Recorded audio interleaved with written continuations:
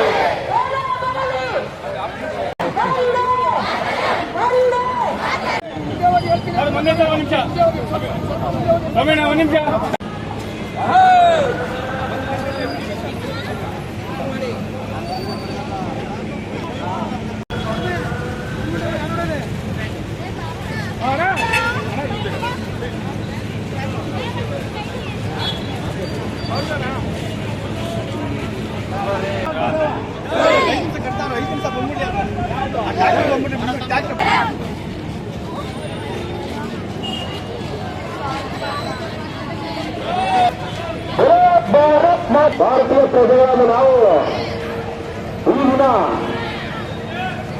ಮದ್ದೂರಿನ ಎಲ್ಲ ನಾಗರಿಕ ಬಂಧುಗಳು, ದೇಶ ಪ್ರೇಮಿಗಳು ಎಲ್ಲರೂ ಒಗ್ಗಟ್ಟಾಗಿ ಪಕ್ಷಾತೀತವಾಗಿ, ಜಾತ್ಯತೀತವಾಗಿ ದೇಶದ ಹಿತದೃಷ್ಟಿಯಿಂದ ಯೋಧರ ಆತ್ಮಸ್ಥೈರ್ಯವನ್ನು ಹೆಚ್ಚಿಸಲಿಕ್ಕೆ ಒಗ್ಗಟ್ಟಿನಿಂದ ಭಾಳ ಯಶಸ್ವಿಯಾಗಿ ತಿರಂಗ ಯಾತ್ರೆಯನ್ನು ನೆರವೇರಿಸಿಕೊಟ್ಟಿದ್ದಾರೆ.